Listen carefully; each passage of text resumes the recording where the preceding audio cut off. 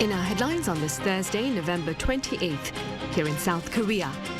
Weather officials say Seoul and its surrounding area have seen a record amount of snowfall, with road traffic disrupted, air flights grounded, as well as a number of casualties. And the Bank of Korea has lowered its benchmark interest rate by a quarter percentage point yet again to 3%, in its first consecutive cuts since the year 2009. Meanwhile, the heads of South Korea and Latvia sat down at the Yongsan presidential office on this Thursday to address bilateral efforts on a number of fronts amid much geopolitical uncertainty.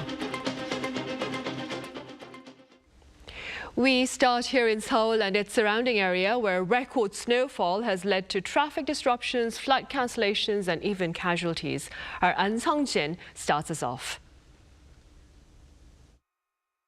After heavy snowfall swept through South Korea this week, most areas saw the snow ease up in the daytime, though some regions may see snow or rain throughout the evening. Early on Thursday morning, according to the Seoul weather station, snow piled up to 28.6 centimeters in parts of the capital. That's the third largest snowfall Seoul has seen in around a century. Yesterday was the first snow and it was really pretty, so I took a lot of photos. But today, the public transportation was so delayed, I had a hard time commuting. I'm kind of glad it stopped snowing as well, because yesterday was super cold, and I'm glad that the streets are cleared up and we get to walk on dry land. At least 3 people died due to the snow, including a 60-year-old in Gyeonggi-do province who was removing snow on Thursday morning. Authorities warned of the danger of snow piles collapsing. More than 70 people had to temporarily evacuate their homes due to heavy snowfall, and there were more than 1,000 rescue efforts or reports filed related to snow incidents. Power shortages also affected thousands of households as electricity lines were damaged by falling trees and snow-related issues, especially in Chungcheongnam-do province. And at least 100 flights have been delayed or grounded. Incheon International Airport has warned passengers to pay close attention to their flight schedule for any changes. People have been clearing the snow throughout the entire day, and most of the streets in the city have been swept. But as the snow begins to melt and refreeze, pedestrians should watch out for icy patches on the road. The heavy snow warning, which had been issued across Seoul, was lifted as of 10 a.m. Thursday. But some provinces may see snow or rain until Friday. The government and local governments will remain on alert for any further incidents. An Sung-jin, Arirang News. Meanwhile, in a largely unexpected move, the Bank of Korea slashed its key rate yet again by 25 basis points to 3%, while sharing somber economic prospects. Our correspondent Moon Hae-ryun tells us why. South Korea's central bank has lowered its benchmark interest rate by 25 basis points to 3% amid stagnant economic growth. The decision was announced on Thursday following the last Monetary Policy Committee meeting of the year.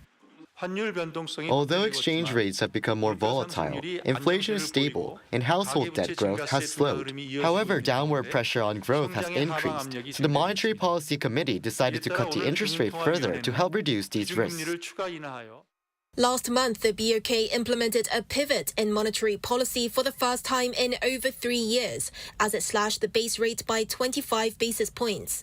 The second rate cut in a row comes despite the weakening won against the greenback following the re-election of former US President Donald Trump, as the BOK focuses on economic conditions here at home. Economic growth in South Korea has been stunted this year, starting off strong with 1.3% GDP growth in the first quarter, followed by a 0.2% decline in the second quarter. Although the BOK had anticipated a turnaround in the third quarter as a predicted growth of 0.5% back in August, recent data show that it only came to 0.1%.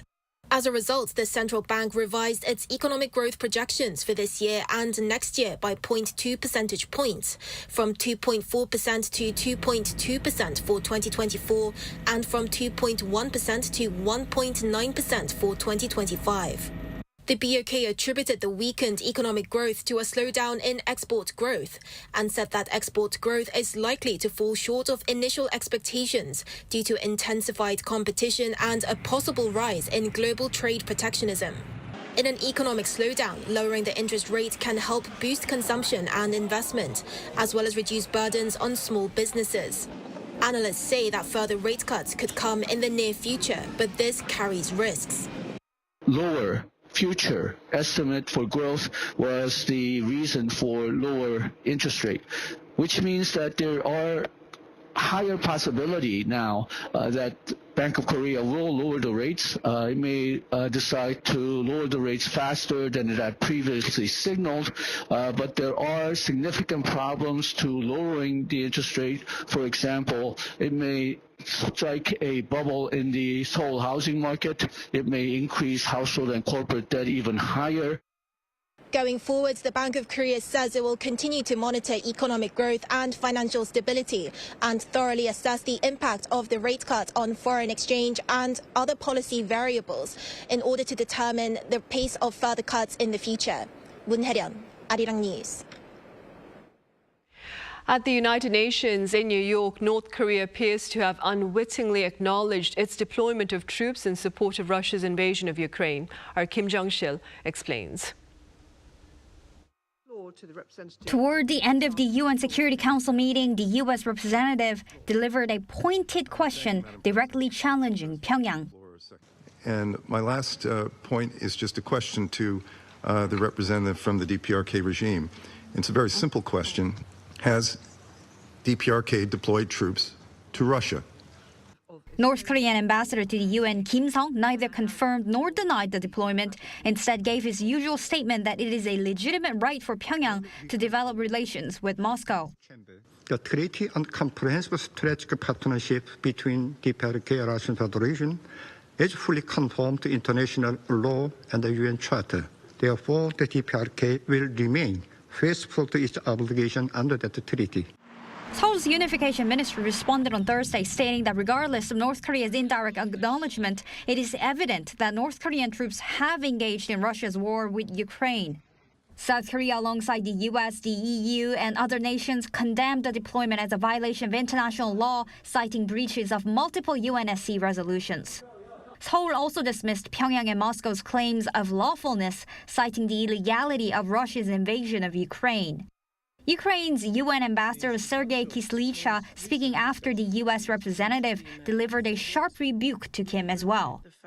Out of the need to look in the eyes of the representative of DPRK, to tell him directly that he represents a criminal regime and that by the end of the day, sooner or later, you and your leadership will end up in the dock.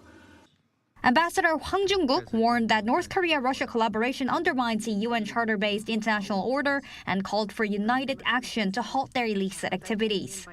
He condemned Russia's partnership with an isolated regime exploiting North Korean troops and redirecting their wages to fund illegal WMD development. Kim Jong-sil, Arirang News. Over in the Middle East, Israel warned displaced people seeking to return home in southern Lebanon from violating a freshly imposed curfew. Our Lee Seung-jae has the latest. As of 4 a.m. Wednesday local time, the 60-day ceasefire agreement between Israel and Hezbollah came into effect. Just over 12 hours later, Israel's Arab spokesperson announced that Israel is imposing a curfew which prevents anyone from Lebanon from entering the south of Lebanon. According to the statement, as of 5 p.m. Wednesday local time, anyone north of the Litani River is prohibited from moving south, while those south of the river must remain where they are. It further warned that the Israeli military is still deployed in southern Lebanon in accordance with the ceasefire agreement and will deal firmly with any movement that violates the agreement. Lebanon also announced on the first day of the ceasefire that it would increase the number of government troops deployed to the south of the country to 10,000. The announcement was made by its defense minister, who said that the increase in troop presence is part of its ceasefire agreement. The troop deployment comes as the ceasefire agreement stipulates that the only forces that can possess weapons during the ceasefire are the government and other regular forces, completely banning Hezbollah from having weapons during the 60 days. With little to no progress being made on a ceasefire agreement in Gaza, U.S. President Joe Biden renewed his push for a deal. Biden took to X on Wednesday to say that the U.S. will make another push for a ceasefire deal in Gaza and for hostages to be released. The leaders of Egypt and Jordan are also working to broker a ceasefire deal between Israel and Hamas. Egyptian President Abdul Fattah al-Sisi and King Abdullah II of Jordan met in Cairo on Wednesday to discuss the need for an immediate ceasefire in the enclave. The two leaders also issued a statement praising the ceasefire between Israel and Hezbollah while rejecting the displacement of Palestinians. Meanwhile, after the ceasefire in Lebanon was announced, Hezbollah announced that it's preparing a funeral procession for its slain leader Hassan Nasrallah. Nasrallah was killed in a massive Israeli airstrike in Beirut in September, which drastically escalated the conflict in the Middle East. 이승재, Arirang News.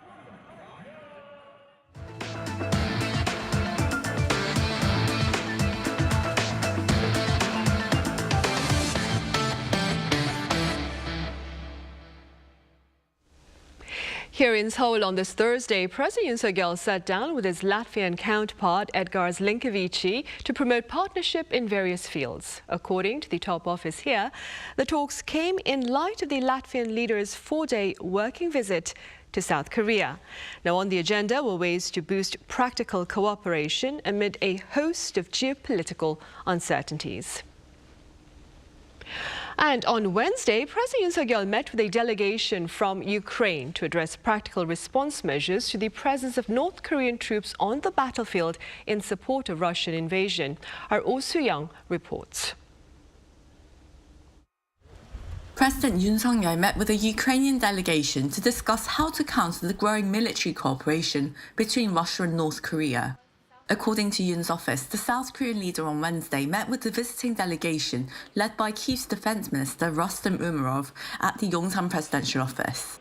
During their talks, Yoon called for Seoul and Kyiv to devise practical and effective strategies to address the threat posed by Moscow and Pyongyang, as Umerov provided an update on Ukraine's war situation and North Korea's troop movements.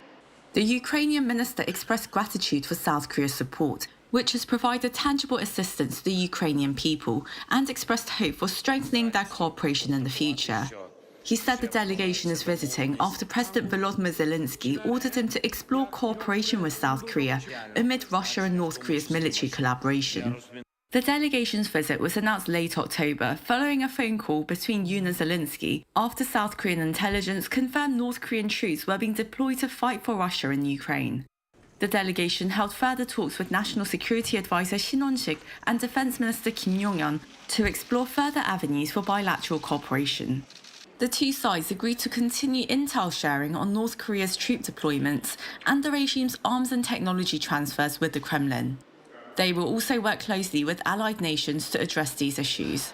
The top office did not mention or comment on whether Ukraine had asked for weapon support. However, observers believe artillery and air defense systems may have been requested, as hinted by the Ukrainian president last month, when he said the delegation will soon visit South Korea. So far, South Korea has only provided non-lethal military gear such as bulletproof vests. However, in recent weeks, Seoul has said it will classify weapons into either defensive or offensive categories. It would consider providing defensive weapons first and adjust its response in stages proportionately to developments. Going forward, Seoul will coordinate with Washington on its future decisions regarding the Ukraine war. Yoon's office says as the Biden administration and President-elect Trump's team are responding to the Ukraine crisis as a unified team, South Korea will maintain close communication and cooperation with the US to ensure all decisions are made within the framework of their bilateral cooperation. Oh Soo-young, Arirang News.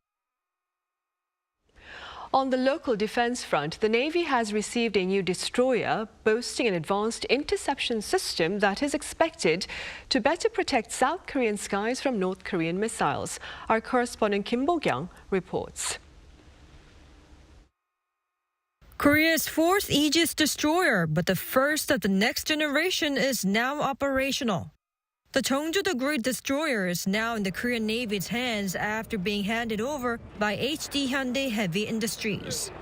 Named after one of the most revered kings of the Joseon dynasty, the new destroyer is the first of three 8,200-ton Aegis destroyers that Seoul aims to acquire under the Gwanggwaeto 3 Batch 2 project.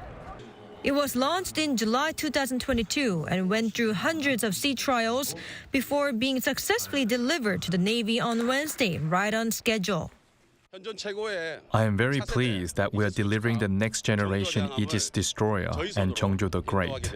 Based on our technology, experience, and the teamwork of Team Korea, we will dedicate ourselves to the export of the K-defense industry and K-ships.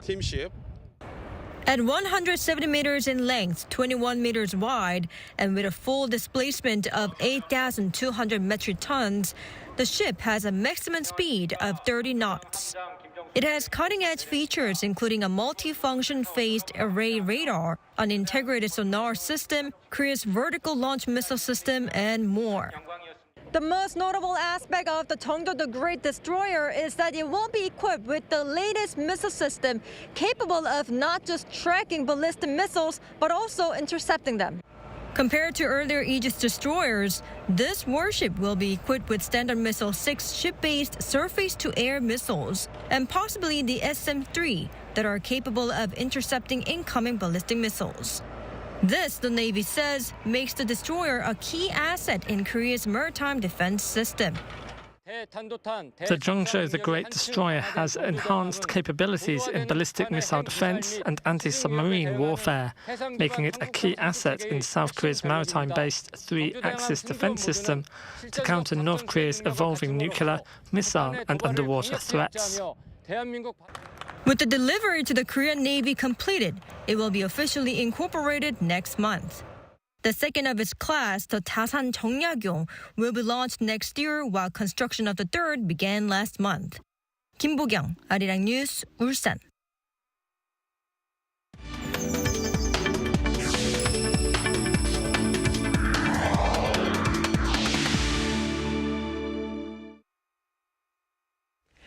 Malaysia's top trade official has welcomed the resumption of free trade talks with South Korea, while highlighting the importance of supporting small and medium-sized businesses here in the region. Our correspondent Lee Soo-jin sat down with him. On Monday, South Korea and Malaysia established a strategic partnership pledging to strengthen cooperation in various areas including the economy, defense, and green energy. Malaysia's Minister of Investment, Trade and Industry was present when President Yoon and Malaysian Prime Minister Anwar Ibrahim announced the agreement. We talked to the minister about the economic aspects of the partnership. The next year we'll celebrate 65 years of diplomatic relationships, and therefore trade and investment is an integral part of that relationship. We are glad that both parties have agreed to resume the Malaysia-Korea FTA. Unfortunately, we had challenges, and in 2019 it was stopped, right? And yeah, like you said, last year in March we resumed it. And during the meeting between the two leaders on Monday, they both agreed that we must conclude this. So you mentioned there are also, there's roadblocks as there is to any FTA talks. What are some concerns that need to be addressed before we finalize the agreement? Both countries will have industries who are concerned about competition that may not be seen fair. And I think we have explained to the relevant industries that actually it is not a zero-sum game. We can agree between the two parties. We open up more tariff lines or reduce tariff because at the end of the day, we feel that it's going to be a win-win. And when asked about regional economic challenges presented by the incoming Trump administration in the U.S., he said this. You're right. Again, people are watching closely when the U.S. now under Donald Trump. So what do we do in ASEAN? One is that's why we want to focus more on intra-trade within ASEAN as well. ASEAN as an economic bloc is the 5th largest economic bloc. Our population is around 680 million. But trade within ASEAN is only 20 to 23%. So this, in this case, you need to include SMEs. I think what you said about intra-trade is very important. Yes. And you also mentioned the role of SMEs. Yes. Why is the role of SMEs, Korean SMEs, and as well as I'm guessing Malaysian SMEs, why is that so important? SMEs is important because even in the region like ASEAN and of course Korea, 90% of companies that are registered are SMEs. And if they are not felt, then even politically it's going to be difficult to support multilateral agreements or even bilateral agreements. And under the theme of inclusivity and sustainability, he said next year's ASEAN summit hosted by Malaysia is expected to boost SME involvement and strengthen supply chain resilience across all Southeast Asia's economies. Lee Soo-jin, Arirang News.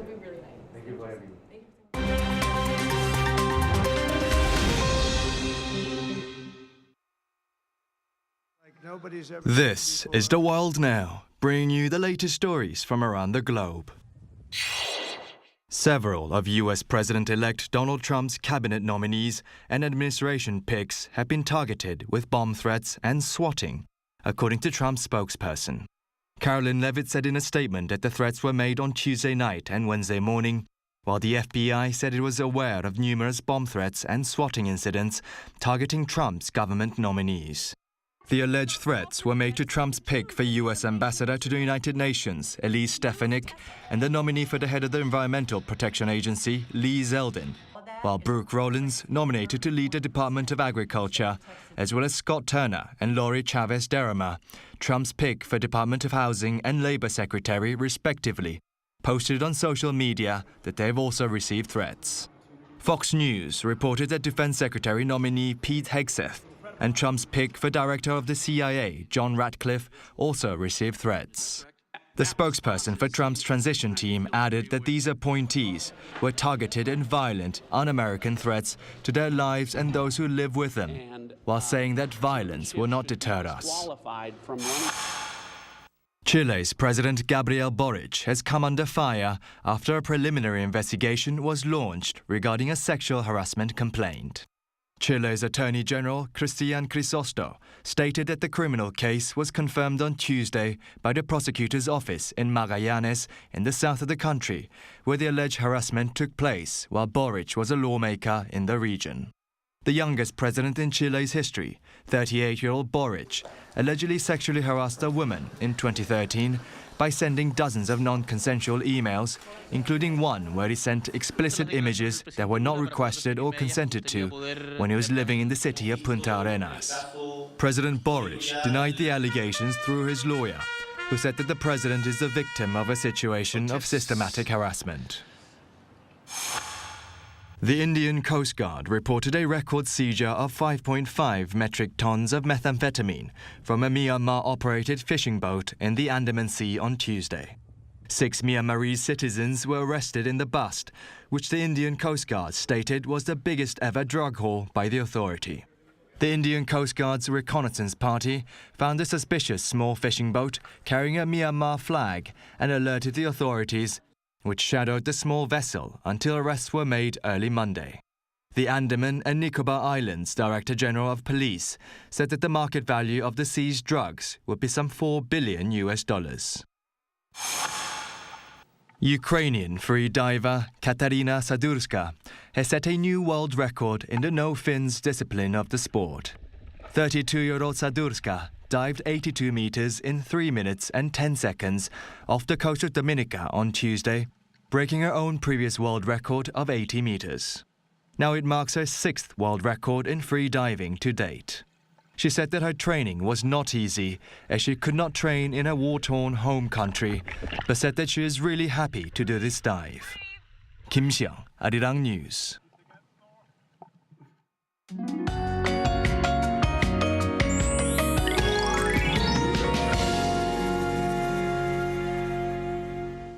In many places, snow has piled up over 40 centimeters, which is as high as knee level. There will be no more worries about heavy snow. However, rain and snow will continue in most areas by tomorrow. Most of the snowfall has weakened now, but heavy snow warnings are still in place in some areas. There will be up to 15 centimeters of more snow on Jeju Island, up to 10 centimeters in southwestern parts of Gangwon-do Province, and up to 8 centimeters in southern Gyeonggi-do Province and northern parts of Chungcheongbuk-do Province today. Snow in the Seoul metropolitan area and the western parts of Gangwon-do Province will mostly stop tonight. It will snow from tomorrow afternoon to tomorrow night, but the snowfall will be up to 5 centimeters. Tomorrow, icy roads can be seen in the morning in most parts of the country. Seoul starts at -4 degrees, Daejeon at -3. Highs will move up to 4 in Seoul, Daegu and Gyeongju, 8 degrees. Cold spells will continue across the country. That's all for Korea. Here are the weather conditions around the world.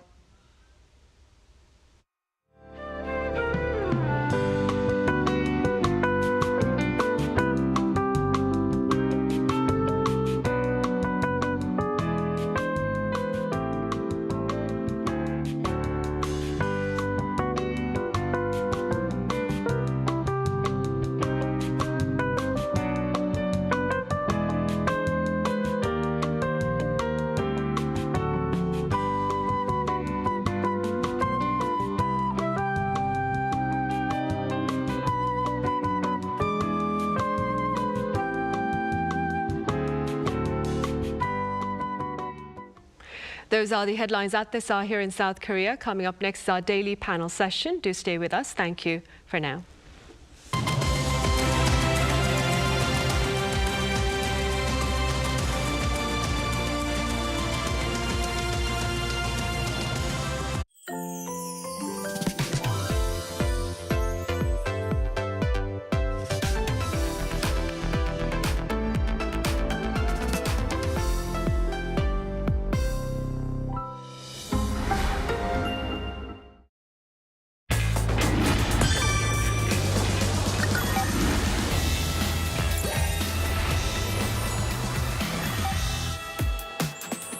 A country where traditional and modern cultures coexist. Where you can explore spectacular landscapes and nature. Savor the delights of traveling at every turn.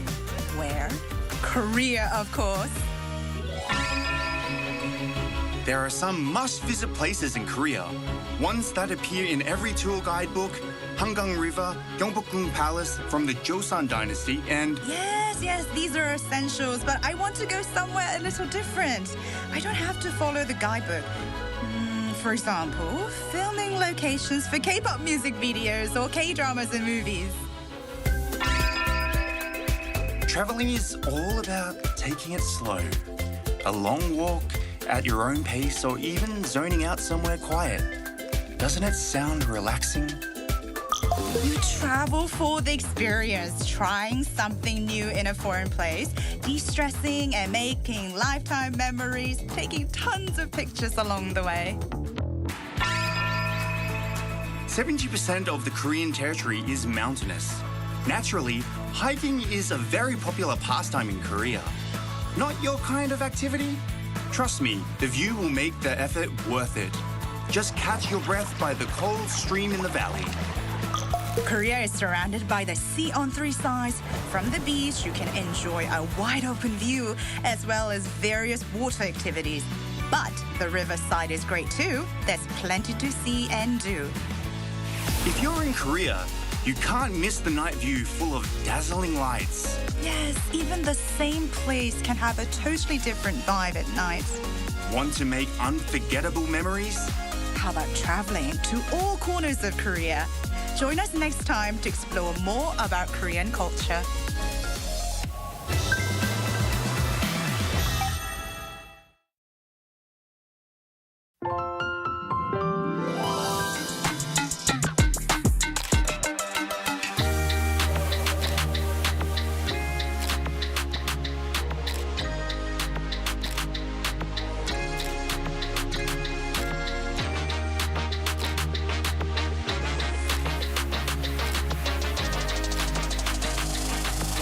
날 막는단 break the wall, hit the floor.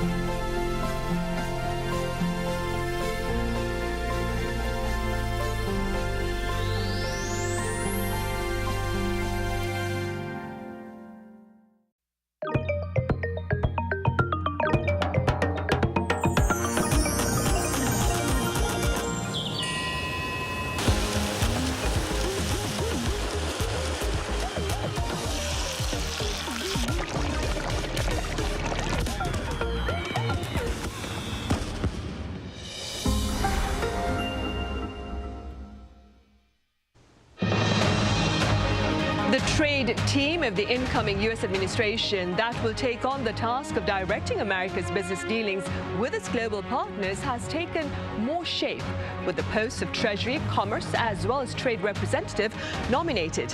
With more on Press Perspective today.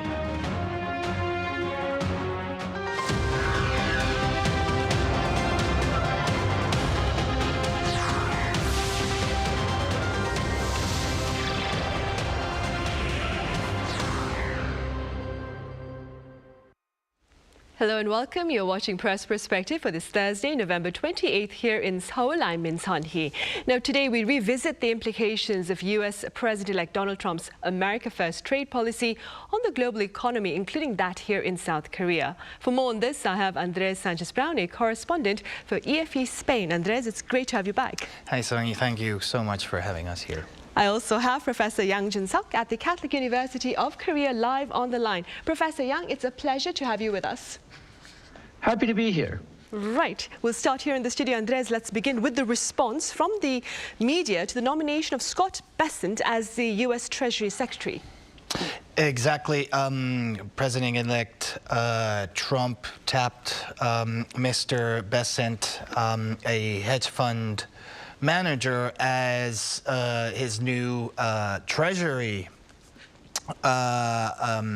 secretary, and basically the coverage that Asian media did of this news, of course, was the fact that Mr. Bessent is going to, together with the Department of Commerce, is basically going to be in charge of implementing everything involving tariffs and trade policy. And of course, given that Mr. Bessent seems to be a fan of Mr. Trump's policy in terms of, for example, tariffs, tax cuts, etc., that of course doesn't bode very well for Asian countries that depend highly on exports, like Korea, for instance, of course, or China, or Japan. Now, Mr. Bessent, for example, has spoken particularly of China. He's been saying that China has been taking advantage of the U.S. Because of unfair practices, and that he wants to have a reciprocal trade, which means evening out trade balances for the U.S. with other countries, or tipping the balance to have U.S. surpluses, or even weaponizing trade. But we'll leave that going forward. We'll talk about that later. But yes, China probably is going to have the harder part if Mr. Bessent goes forward with all these policies that he's talking about. Some media was speculating about maybe forcing China into signing some sort of phase one deal, that trade deal that China had to sign with the first Trump administration, that fixed a minimum volume of U.S. goods that China had to purchase every year in order to even out that trade balance. Some media were speculating even that Mr. Bessent might try to force China to, let its currency fluctuate in a wider bracket. As we know, China uses the so-called currency peg, which pairs the yuan with a basket of currencies and lets it move on a very small range of 2%. So that keeps the yuan nice and cheap and competitive. And then when it comes to Korea, the perspectives are not very good.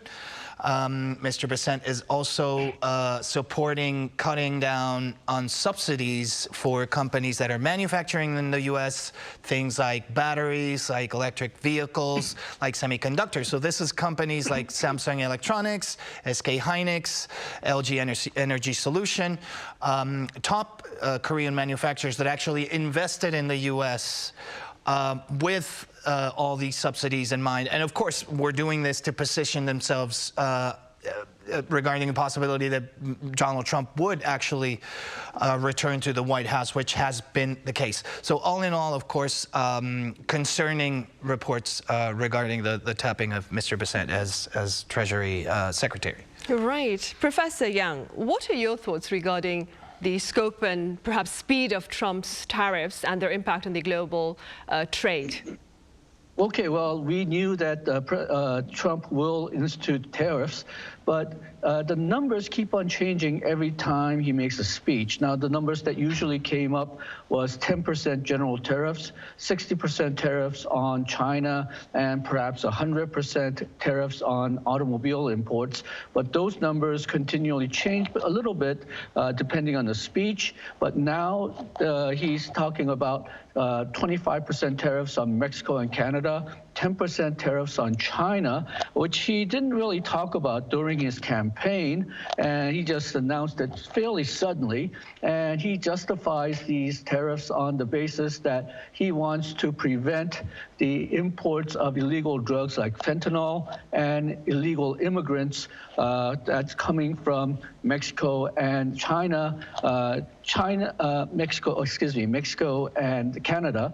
And China is a source for raw material for some of these illegal drugs. So that's his justification. But the problem is, well, Canada wasn't really known as a major source for illegal immigrants to the United States. It wasn't really known for source for illegal drugs coming into the United States. But Canada, China, and Mexico are three largest U.S. trading partners. So it seems that perhaps he's using the illegal drugs and illegal immigrants just as a sort of an excuse to introduce these tariffs. And also, the very worrying development is that Canada and Mexico belong to USMCA, the FTA with the United States. That used to be NAFTA, but Trump himself renegotiated the NAFTA into USMCA during his first term, but now he seems to be nullifying a lot of provisions of that USMCA. So this seems to indicate that he's going to go after U.S. largest trading partners. He's going to use any excuse, and he's not going to pay particular lot of attention to the international agreements that U.S. has already signed. So this is a very worrying trend, but some of Trump's supporters are saying that this is just a negotiating ploy. Canada and Mexico, once Trump gets into power, they will negotiate. They will give some leeway on the illegal immigrant issue, the illegal drug issue, and then renegotiate some of the tariff rates. Everything will be fine. Well, we'll have to wait and see, but I have my doubts. Right. I actually did read, Professor Yang, that some pundits are saying, as you just said, that Trump's hardline stance or tough rhetoric is an attempt to seek leverage before negotiations with his trading partners. And before we delve further into that, Andres, most Asian currencies, they strengthened upon news of Trump's Treasury nomination. Could you explain that response for us? Well, to be honest, I think this was more of a case of the dollar strengthening, actually, rather than Asian currencies. Sorry, the dollar weakening rather than Asian currencies strengthening.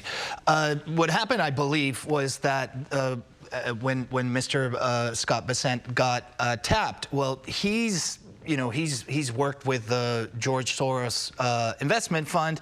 He went solo, I believe, in 2015 to manage his own hedge fund. And even though he seems to be a true believer in lots of Donald Trump's policies, he is a Wall Street figure. He's not an outsider. So markets initially received his tapping positively. And what happened was Mr. Bessent, on top of supporting tax cuts, is also a great supporter of reducing U.S. deficit. So, of course, this did affect the yields of U.S. Treasury bonds, which made them more attractive. So investors basically took their money from a safe asset that is the U.S. dollar and put some of it into 10-year Treasury bonds that weaken the dollar. And this is basically what we've been seeing. In the particular case of the won has taken a hard blow, especially after Trump's victory, of course, on the perspective that his future trade policies might affect the Korean economy badly. So the trend seems to be the won is once again weakening slightly against the U.S. dollar, but it's still on a lower level, at least within the past week.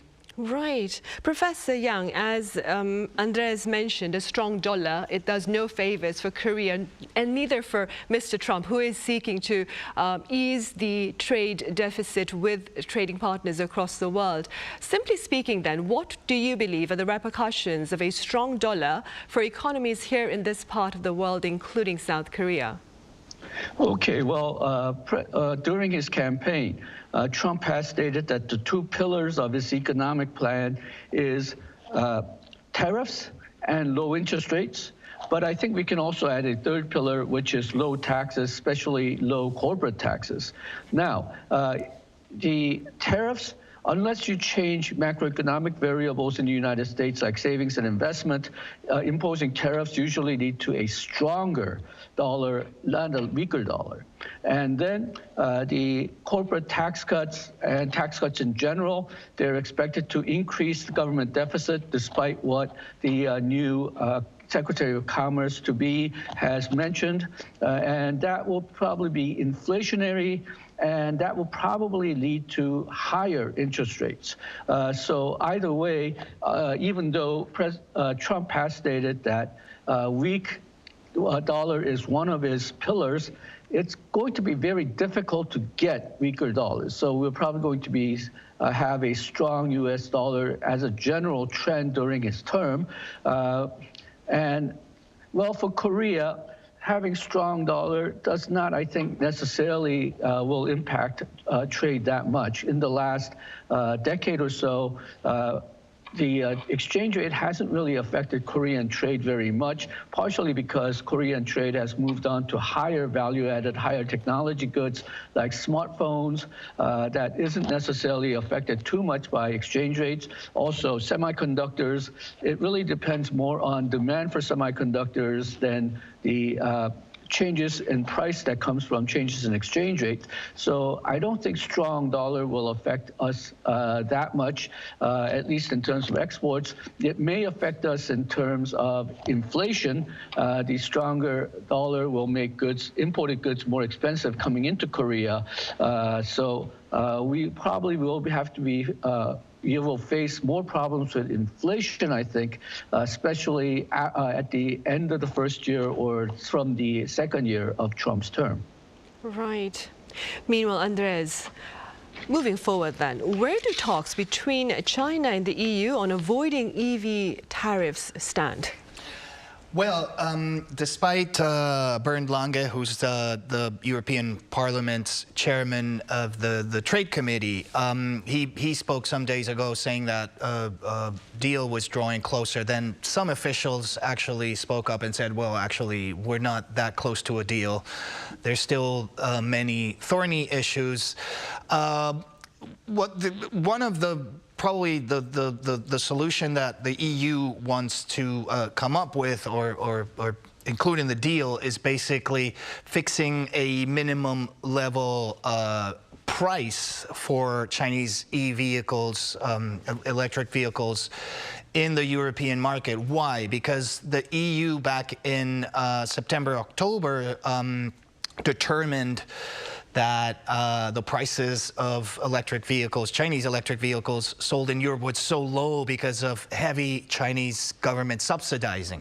So what it did was basically it imposed up to 45% tariffs on Chinese electric vehicles. Beijing, of course, did not like this decision and actually is taking it to the World Trade Organization.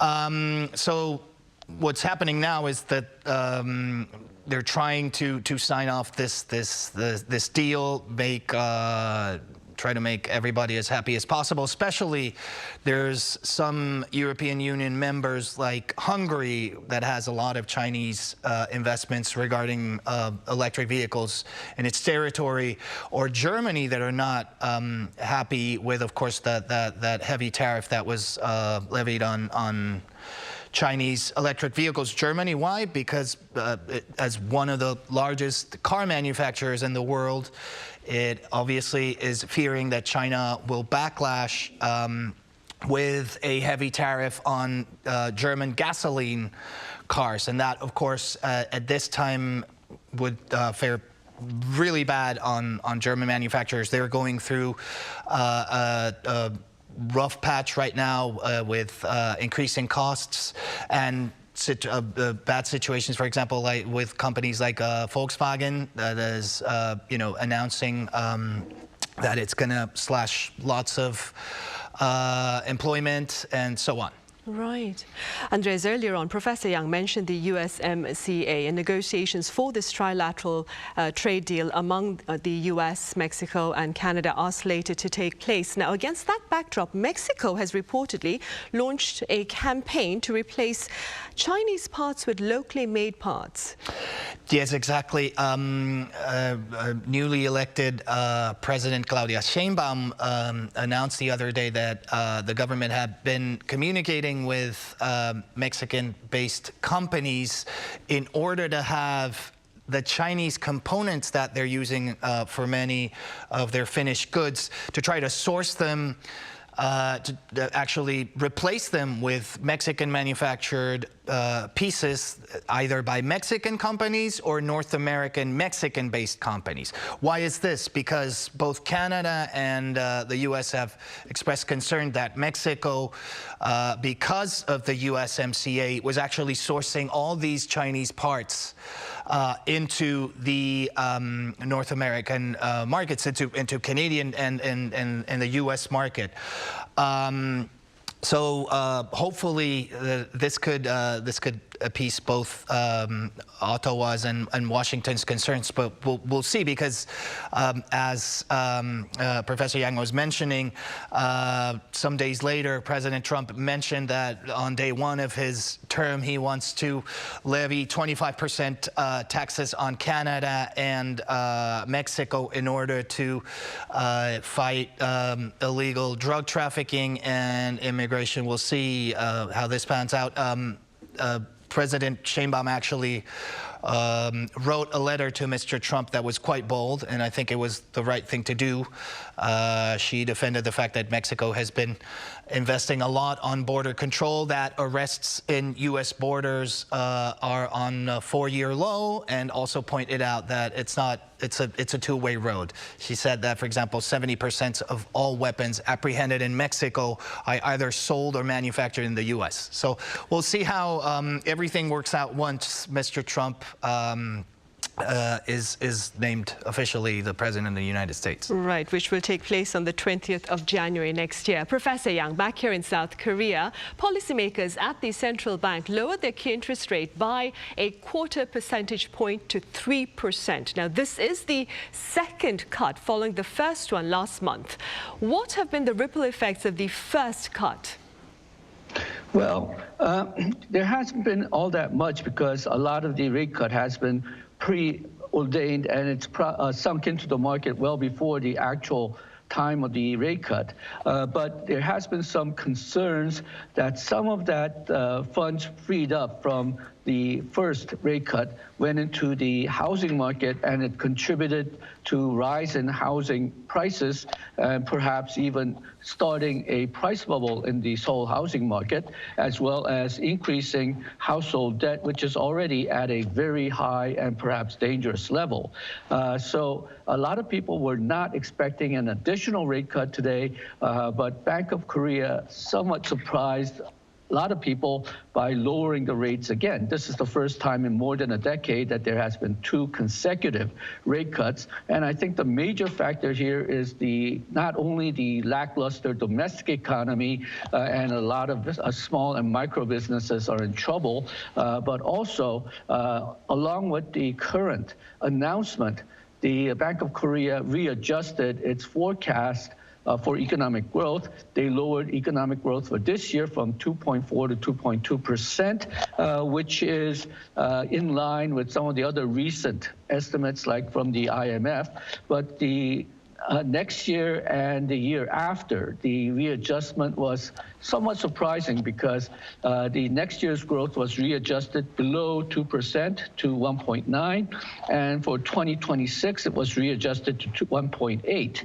And I think the growth rate having been below 2% has somewhat alarmed the Bank of Korea, which is one of the reasons for this rate cut. And at least in the short term, it seems to have awakened the stock market. The stock prices went up today, and perhaps because consequences of that, the won strengthened slightly today. But in the long term, because the interest rate difference between U.S. and Korea were made greater by this rate cut, this is one more slight force to weaken the Korean won rather than strengthen it. Right, Professor Young, speaking about the U.S., what are your prospects regarding the policy direction of the Federal Reserve next month, that is December? Okay, well, they have been giving signals that they will lower the rates again by 25 basis points, a baby step, in December. And I think at least for now, that will still take place. But inflation has not gone exactly the way that the Fed has wanted. The PCE inflation, the one that the Fed uses as a benchmark, it rose slightly in October, and it hasn't gone down as far as perhaps the Fed would like. This is basically due to the shelter prices that has been going down as much as the Fed wanted. So there is some speculation that while they will probably lower the rates once more for December, their rate cuts for next year may be slower than expected. And in addition, if President Trump's policies go through mostly as he's announced during his campaign, most of those policies will be inflationary, which means that perhaps the Fed will very much slow down the rate of the rate cuts, or maybe they'll even stop the rate cuts if President Trump's new policies are deemed inflationary enough and inflation stops falling next year. All right, I see. Well, I suppose time will tell us for sure then. Professor Young, as always, thank you very much for your time and your thoughts today. And Andres, thank you very much for your insights. Thank you for having us here. Right, well, that is all the time we have for today. Thank you for watching.